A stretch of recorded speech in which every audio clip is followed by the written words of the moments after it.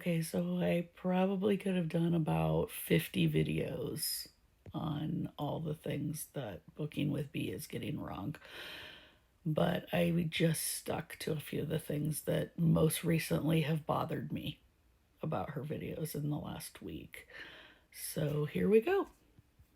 Mortensen reported she witnessed the murder suspect, later identified as Brian C. Koberger, at close proximity while she stood at her bedroom doorway. So we also know that's not true. How do we know that's not true? Please, do tell. I'm curious now. Then she opens her door again, and the guy is right there. Right where? Standing on the beer pong table? Crawling underneath it? Oh, I get it now. You seem to think the beer pong table was in the way. Let me guess. That's because you have no idea about camera angles and depth perception, spatial abilities, maybe. Let me help you out here. If you actually look real close, you can tell that beer pong table is not actually blocking the doorway. There's space to get in between. It's just the camera angle, trust me. So here is actual footage from inside the house where you can see the space between the doorway and the beer pong table that inmate 163214 was able to walk through when he passed by Dylan's room. Also, there's no way that he was walking towards your door with a beer pong table right there. There's no way that he could have walked right there with the beer pong table. Well, no one levitated, sweetheart, because Kaylee and Maddie had to walk past that to get up to their rooms that night. And Xana walked by it to go into the kitchen after getting her DoorDash. Obviously, Dylan had to walk by it to go to her room, etc. So again, you can see that it wasn't blocking that doorway to the hall. The male walked toward the sliding glass door.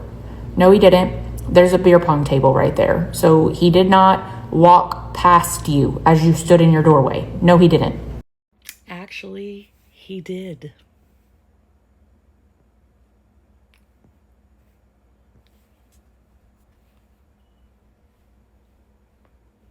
On November 18th of 2022, Barachoa, I'm pretty sure this is David Barachoa, was... Well, no, that's not David Barry Ochoa.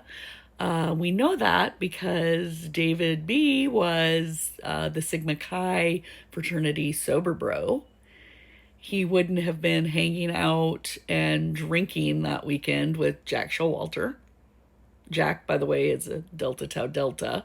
Not that people can't have friends in other fraternities, but yeah, he just, especially since he was the sober driver for Sigma Chi fraternity that weekend, he definitely was not hanging out with Jack Showalter from the Delt House drinking Keystone with him.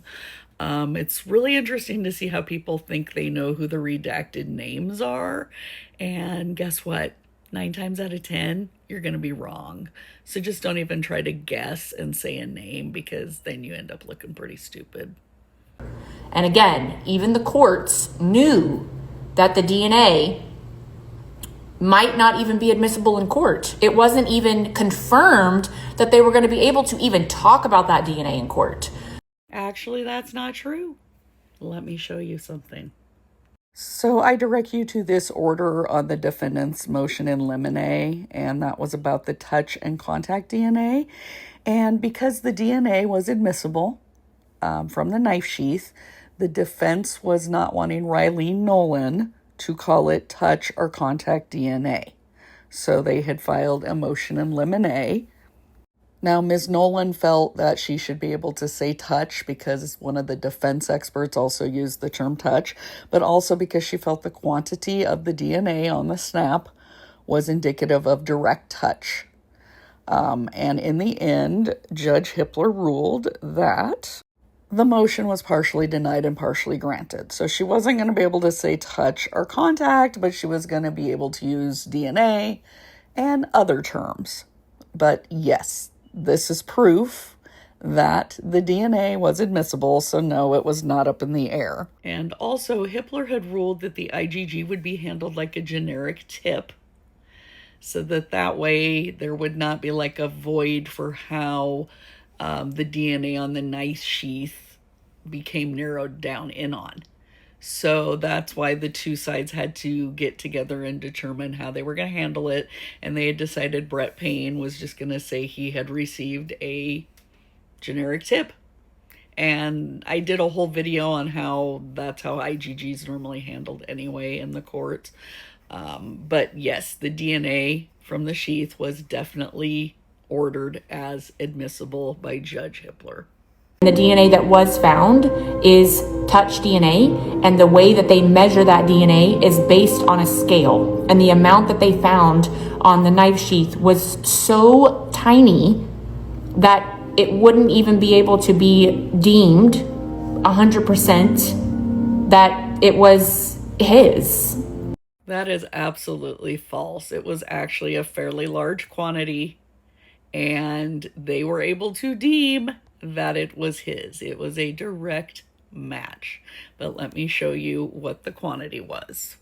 Okay, per court documents, and this is one of a couple of them that showed the amount, it was 0.168 nanograms per UL. Now that UL is elution solution, and that's what they put it in to do the extraction. So it was not 0.168 nanograms on the sheath. It was actually a larger quantity found on the sheath. That was just the amount that it was after they put it in the solution to extract it. And Riley Nolan believed that the amount found on the sheath was indicative of direct touch, so not casual transfer. It was a large enough amount that it was considered direct touch in her expert opinion. So how that works is you have to times the amount of the solution by the nanograms that were extracted in order to get the amount that was on the sheath. Now, we don't know exactly how much elution solution they used, but if they'd used 10 ULs, then that means 1.68 nanograms were found on the sheath. If they used 50, then that means over 8 nanograms were found on the sheath. Now, most forensic testing to extract DNA uses around 30 ULs. So if they put that into 30 ULs, the elution solution, that means that it was around 5.04 nanograms that were found on the knife sheath. So if they used the standard 30. So it wasn't 0.168. That 0.168 was after they extracted it in the solution. So if the amount on the knife sheath was around 5, that is definitely direct contact. That's touch DNA, and that's not from casual touch, like he just grazed on it in a store or sneezed and somebody else touched it after being in contact with him. Even if it was only in 10 ULs of solution, that's still over 1 nanogram, 1.68, which is a pretty good quantity, but it was plenty enough to test and to know it was Koberger's, and to also know that it was from direct touch. Brian Koberger is in this weird limbo. He hasn't been proved innocent, and he hasn't been proved guilty. And one of those things needs to happen, right? Because no, inmate 163214 is not in a weird limbo because he pled guilty. He is guilty. The case is closed. Okay? The court case shows closed if you go look at the docket. He pled guilty. He admitted it, not once, but 5 times. He stood there and said, yes, I did. I went in that house and I did this. Case closed. Guilty. They don't have to prove anything at this point. He's not in a limbo. why are you calling him? You're also trying to message him on Snapchat and other social media platforms, but I thought you didn't know where he was. I just feel like it's blatantly obvious that there is multiple lies happening. Again, why would you be checking Ethan's Snap Map location if you didn't know where he was? If you didn't think that he was inside of the house, why would you be checking his location? Because... Excuse me? That's exactly why you check somebody's Snap Map location. If you don't know where they are, they didn't know if he was in the house or not. So that's why they were using social media to try to see if they could figure out where he was at. So I don't understand what you're not understanding about that. So you think if somebody doesn't know where somebody is, then you wouldn't use the Snap Map location, but if you knew where they were, you would? You're not understanding how backwards your brain is working on that? I I really don't even think it's working, to be honest. Obviously, no, Dylan and Bethany are not lying either. Now, this last part was my favorite because she was comparing statements from Dylan and Bethany and, of course, trying to find lies. But if you're going to compare statements, use the official documents, okay? Use the official documents. See if you can see the problem here with the things she's comparing. Another document that is going to spread some misinformation. There's another one that says that that Mogan and Gonzalez got home at 1:56. Here is another statement that is going to, again, we don't have any idea where Xana and Ethan are. And now we're going to go into the MPD records. So did you catch that? She has like 3 newspaper articles that she's using as an example of documents and statements. No, those are news articles. Then she goes to an MPD doc. If you're going to compare statements, use the actual documents. And no, newspaper articles are not documents. And official statements from Dylan and Bethany were not in early newspaper articles, okay? None of their statements came out until the official documents. So if you're going to compare, you have to compare their interviews in the official MPD and ISP documents. But I think this is going to be my last video on her because it's something new every day. She puts out misinformation every day, and it's exhausting to try to keep up with. It's like a game of whack-a-mole.